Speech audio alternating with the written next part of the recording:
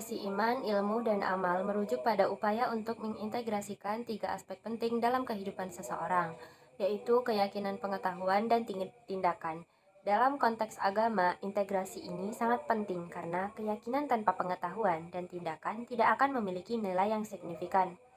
Demikian pula pengetahuan tanpa keyakinan dan tindakan tidak akan bermanfaat, serta tindakan tanpa keyakinan dan pengetahuan tidak akan bermakna. Secara lebih khusus, integrasi iman, ilmu, dan amal dalam Islam dikenal dengan konsep ilmu yang bermanfaat atau ilmu yang mengantarkan pada amal soleh.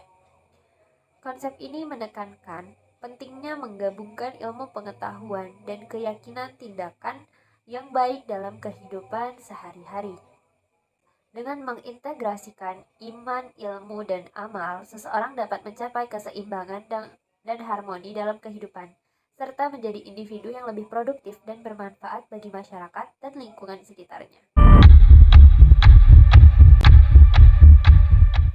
Hubungan antara Islam dan budaya sangat kompleks dan bervariasi di seluruh dunia. Namun, dalam banyak kasus, Islam dan budaya lokal telah tumbuh bersama-sama dan terus berkembang dengan cara yang unik dan khas. Pertanyaan ini mengandung asumsi yang salah bahwa Islam tertinggal dalam teknologi. Hal ini tidak benar, karena tidak ada agama atau keyakinan yang secara inherent tertinggal dalam teknologi. Kemajuan teknologi dipengaruhi oleh banyak faktor seperti akses ke sumber daya, pendidikan, dukungan pemerintah, dan faktor ekonomi. Ada banyak ilmuwan dan penemu yang berasal dari negara-negara yang mayoritas penduduknya Muslim, seperti Ibnu Al-Haytham, Al-Khwarizmi, Al-Jazari, dan banyak lagi. Selain itu, banyak negara-negara Muslim yang telah berkontribusi dengan pengembangan teknologi seperti ponsel, robotika, dan energi terbarukan.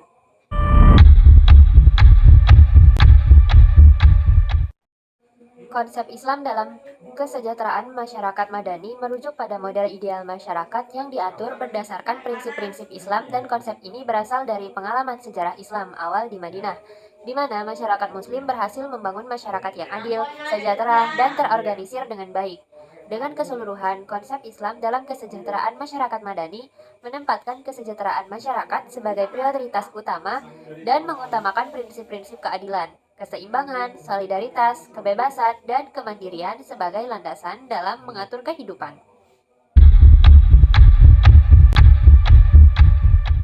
Sebagai sebuah agama, Islam memiliki nilai-nilai universal yang dapat diterapkan di berbagai negara dan budaya, termasuk Indonesia. Namun, dalam konteks kebangsaan Indonesia, ada beberapa perbedaan dan tantangan yang harus diatasi agar Islam dapat sejalan dengan kebangsaan Indonesia.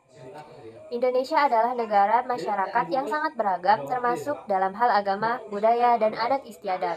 Oleh karena itu, Islam di Indonesia harus dapat beradaptasi dengan nilai-nilai lokal dan tetap memegang teguh prinsip-prinsip universal Islam. Selain itu, Islam juga harus berkontribusi dalam membangun kebangsaan Indonesia yang pluralis dan inklusif.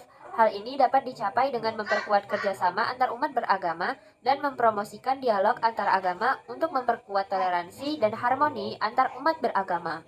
Dalam hal ini, ada banyak langkah yang dapat dilakukan untuk memperkuat sejalan antara Islam dengan kebangsaan Indonesia, termasuk pendidikan agama yang mengajarkan nilai-nilai toleransi dan persatuan, serta promosi ajaran-ajaran Islam yang menjunjung tinggi nilai-nilai keadilan dan kemanusiaan.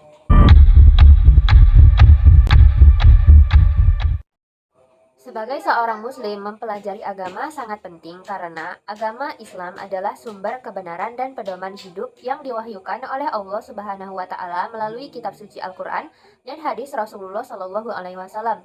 Ada beberapa alasan mengapa mempelajari agama Islam itu sangat penting. Secara keseluruhan, mempelajari agama Islam adalah hal yang sangat penting bagi seorang Muslim. Dengan mempelajari Islam, seseorang dapat memperdalam pemahamannya tentang agamanya, meningkatkan kualitas ibadah, bertanggung jawab, berakhlak mulia, dan hidup sesuai dengan ajaran Islam. Baiklah, segitu saja yang dapat saya jelaskan pada video kali ini. Wassalamualaikum warahmatullahi wabarakatuh.